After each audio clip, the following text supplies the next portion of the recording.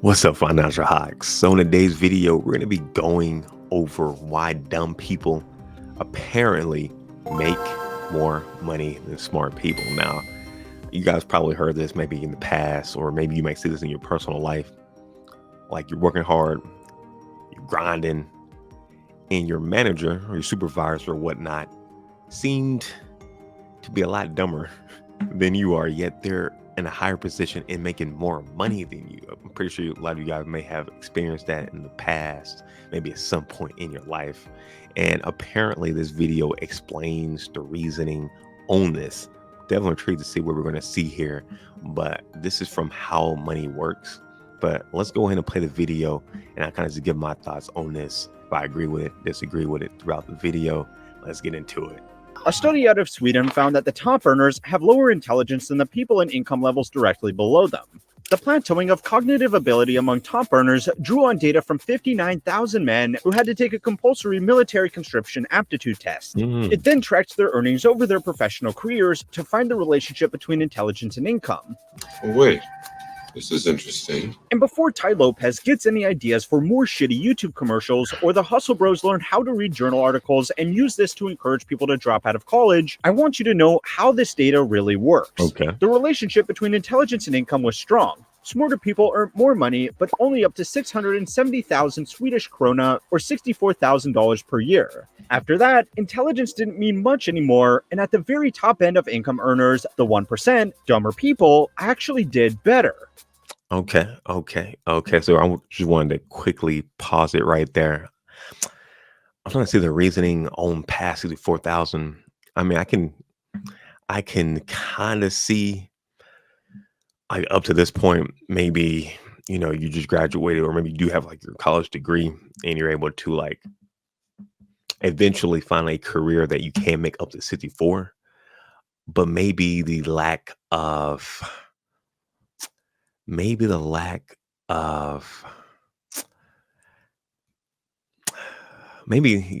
a scarcity mindset, maybe something along those lines. Like you have more of a scarcity mindset, like the more intelligent you are past that point, versus people who are maybe less intelligent, at least IQ wise. After that, they're like YOLO, they believe in themselves more. Like they're not thinking of all the negatives that can happen by being an entrepreneur, by going out and doing this, versus maybe someone with a higher IQ may be thinking more about the negatives, and they're allowing the negative like the negative side of things to take over. That's kind of what I'm thinking, but let's continue. We made all that today? Well, it was twice as much, but I had to bail out Cinnamon's kid. Thanks, Mr. Peter. This guy's the best. So is this a sign that watching TikTok and reality TV is actually better for your career than going to college? Well, maybe actually, for two important reasons. But there are also two reasons why you should probably ignore this and keep studying hard if you want to get ahead financially. Reason number one why dumb people are doing better than smart people is that smart people fill in high prestige jobs that don't have high salaries. Academics and research scientists are some of the smartest people in the world, but they don't get paid well.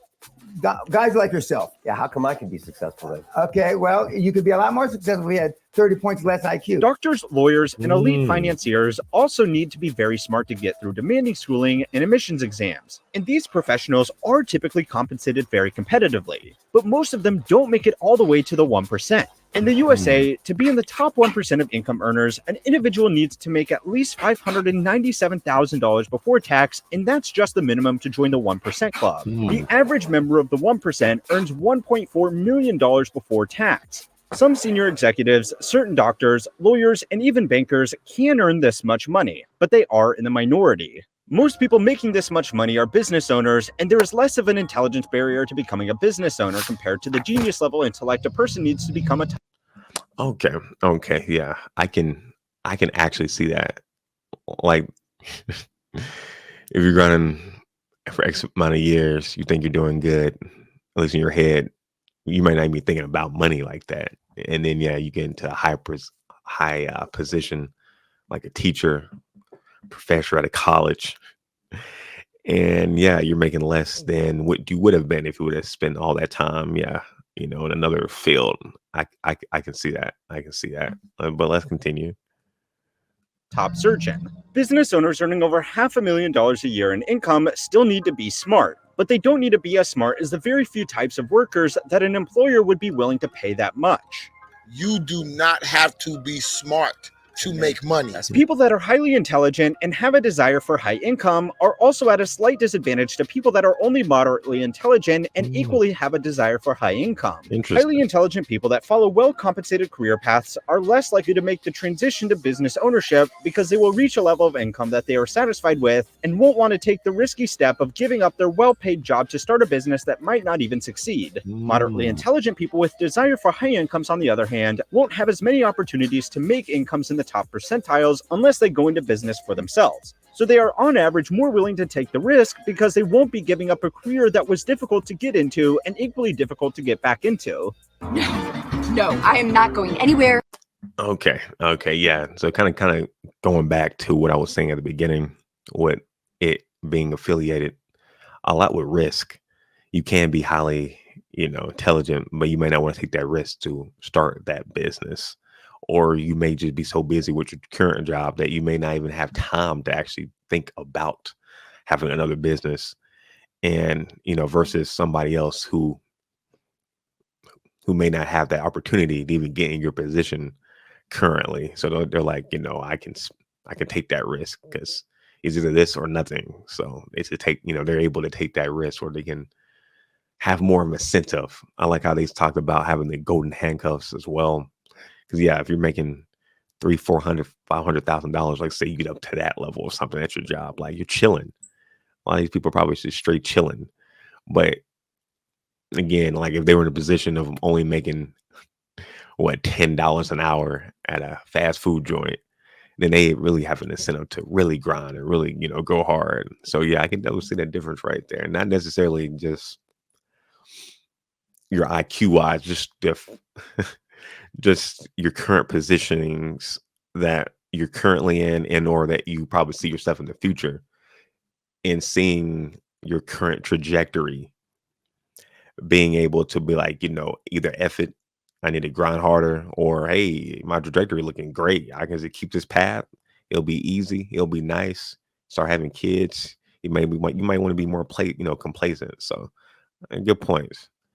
Until you or one of your butlers or bimbos writes me a check. So by looking at the data, if you want to be wealthy, the best thing you can do is to be moderately intelligent with a lot of ambition, right? Well, as the great Mark Twain said, there are 3 types of lies: normal lies, damn lies, and statistics. So it's time to learn how money works to find out why dumb people are earning more than smart people and why this trend is completely meaningless for your own career planning. This week's lesson was made possible by the Daily Upside. Okay, let's skip this a little bit. With the intention of providing clarity and you one information, and you are trying to pick what person you want to be to give you the highest chance of achieving that goal. The first problem that you will have if you try to plan your career around replicating the success of people in the top 1% is all of the statistical complications that come with inferring outcomes based on data like this. The ceiling effect is what happens towards the extremities of data sets that are drawn on a scale like percentiles of wealth. If a class of 10 students got given a 100-question surprise quiz and 3 students in the class got perfect scores and the 7 other students got a random mix of scores, a statistician could conclude that a perfect score was the easiest result to get because it's the result that happened the most often. No matter how smart the students taking this quiz are, they can't get more than a perfect score. No matter how high someone's income is, the top 1% is the top of the scale. If 2 of the 3 students with perfect scores were the smartest people in the class and the 3rd student was average but just cheated on the quiz by copying the top student in the class, the average intelligence of the students with perfect scores would be lower than the intelligence of the student who got 99 questions right. Most people earning in the top 1% are very smart, but their average is brought down by the people like the Kardashians. Dude, I am so disillusioned right now. Most people in the top 2% are also very smart, but they don't have outliers stuck to them. Okay, I like this a lot too.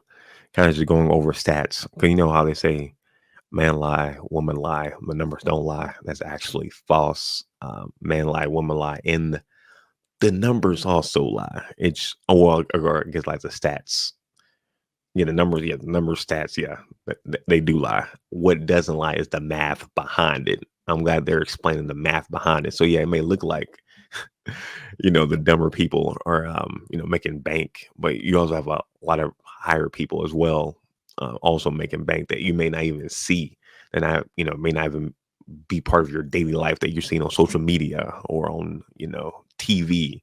Like you say, like the Kardashians, everybody see them a lot, but you don't see the person who created like the credit card, for example, or creating the chip for that, for example. The ceiling bringing down their average. Less intelligent people earning the most money out of a population also have a problem with survivorship bias. A person of average intelligence starting a business for themselves is statistically very likely to fail and end up in the lower end of the income range. At that point, they can either try and start another business or go back to a regular job. If they are successful, though, a business doesn't need to get that large before it can generate enough profit to put the owner in the top 1% of earners. A highly intelligent person starting a business will have slightly better odds of being successful, but statistically, it's still likely to fail. Because there are less highly intelligent people than there are people of average intelligence, there are going to be more successful businesses run by average people than run by intelligent people. And if you remember, highly intelligent people already earning good money in a position as an employee are less likely to start a business of their own in the first place. They're even less likely to end up as a successful or unsuccessful business owner. There will also be many more business failures owned by people of average intelligence. But because only the businesses that survive get counted in the 1% of income earners, it changes the expectation that the best way to get rich is to be a business owner of average intelligence. The second problem with interpreting this study and all of the other studies you hear about is that the traits of wealthy people goes well beyond just statistics. To begin with, this study was conducted on men only. Men have different career earnings and work in different vocations than women, so the results could be very different if the other half of the population was included. Does that make sense? You see the difference? Measuring Yeah, that's a good point. Yeah, that is a good point. Depending on your gender, the numbers can definitely be different. I think everybody kind of knows that, but I don't think it's going to be like more intelligent women make more money necessarily, just for the fact that, if I'm not mistaken, like the richest like woman was Bill Gates, I want to say ex-wife, and that was from divorce. So if you're calculating them, people who are divorced and getting all this money, that will definitely skew the numbers as well. And I'm pretty sure that will kind of go in. Maybe you may talk about that, maybe like with the stats wise, like, yeah, saying that, hey, the less intelligent woman makes money, for example, but it's because you got like the outliers who are getting divorced from billionaires and then becoming super rich like that. intelligence is very difficult, and a military entrance exam is more likely to be focused on the type of intelligence that would make people good at following orders like comprehension, rather than free thinking and creative intelligence that would provide a competitive advantage in the boardroom but not on the battlefield. The study was also done in Sweden, and I know, thanks to the invasive power of Google's data collection, that only 0.9% of you watching are Swedish. And yeah, that's a valid point too.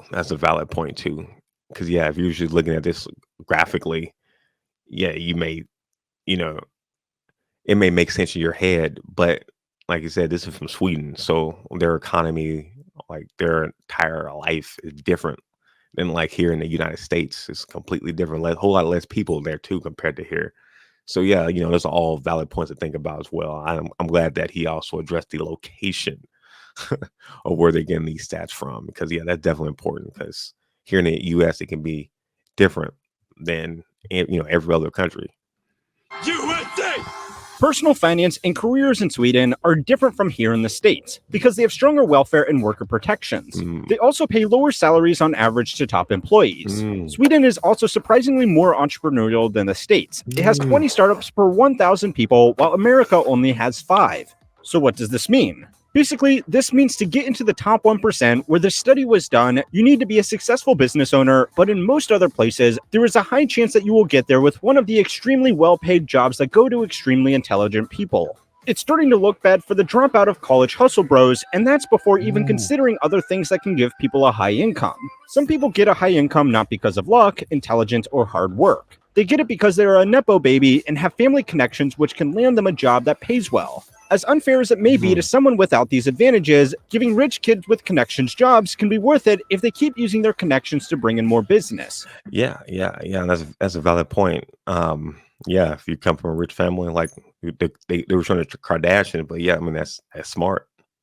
That's smart. Like, of course, you're gonna want to help them out so they can get more money and they can use their influence on social media, for example, to not only help themselves make money, but also help you and your whole entire family make money. That's intelligent. Like, I think most people would rather do that than not try to help out their, offspring, and everybody just has to, fend for themselves. So, I mean, that makes sense. Some of these privileged individuals will be smart, some of them not so smart, but they won't need to be as intelligent as a top doctor to earn their money, so they will bring down the average of the percentile they land in. So before that you think that this whole investigation was just a big waste of time and that it doesn't reveal the secret to becoming a member of the 1%, you should know that it actually does. Let me show you how. Okay. There are some factors that can put dumb people in the 1% that you can't control. You don't get to choose if you are born to a wealthy family that can get you a fancy job by calling in a few favors. Like a little 100 mil. A little 100 mil. You can also only do so much to control whether your business is highly successful, just breaking even, or a complete failure. A lot of it is just luck. You know what? Who gives a shit? But here is something else. You can't 100% control how intelligent you are either. You can practice certain skills, learn new things, but some people will be able to absorb and apply knowledge better than others. You can't copy traits and expect a similar outcome. You have to be able to critically assess your strengths and weaknesses and choose a career path that suits you best. Rich people eat a lot of caviar and fly first class, but flying first class and eating caviar won't make you rich. Just like being of average intelligence won't make you a member of the 1% by itself. The first real step is to work out what you are good at and what you are bad at. This may involve admitting to yourself that you are not as smart as you think you are. It might hurt your ego, but being honest with yourself about your weaknesses will bring you much further than believing you're good at things that you're not. Highly competitive industries reward high performers, but they are also equally punishing underperformers. Becoming a doctor will almost guarantee an upper middle class or upper class income for the rest of your working life. But failing out of med school will leave you with hundreds of thousands of dollars of student loans that will put you far behind people who are more realistic with their career ambitions. An electrician that does the best work in their area and has a good reputation with builders and businesses will make more money than a lawyer that is average or below average. That doesn't mean drop out of college. It means be honest with yourself about what marketable... Yeah, that's a good point too. Kind of just, being kind of honest with where you see yourself being at. I think that's very important and something you don't see a lot of people do, especially nowadays on social media. It seems like everybody thinks they're going to become, rich. Everybody's going to become the millionaire. And it's like only like 1% of y'all, not 100% of every single one of y'all. And being consistent, I think it definitely plays a part to this. A lot of people maybe talk like they're going to do X, Y, Z, but they're just talking. Maybe they can do something for like a month or two, but they're not able to apply themselves. And if you do have that higher IQ, for example, and you're trying to do something off on the side, it could be harder for you to stay consistent because, again, you have the golden handcuffs. So you're like, hey, you know what? This is kind of taking too much time on the side. I'm already doing really good. I can, kind of just coast and be where I'm at. Whereas, again, this can also apply to people who have, lower jobs. Like, you may be working at a fast food joint. And you may also be thinking about stuff on the side, too. Like, hey, I can do X, Y, Z, and hopefully that can become a business. And then a lot of them, too, as well, are able to stay consistent. They're like, man, it's too tough. Hopefully I can just stay at this job and hope that the government gives me something, or hope that I can transfer over to another place, or maybe I can upgrade within my company or within the place I'm at, maybe become the manager there. However, I feel like there's like maybe more of a incentive, more of a fire underneath somebody, maybe more in that position, just for the fact that they know, like, hey, if I can get this side business growing, if I can get this side thing going, I'm going to be stuck in this position for the rest of my life. And, that's something to definitely think about. And I think staying consistent, especially if you can keep your, be intelligent and keep that consistency on something on the side, I think you will have a higher chance of beating out everybody, just being consistent.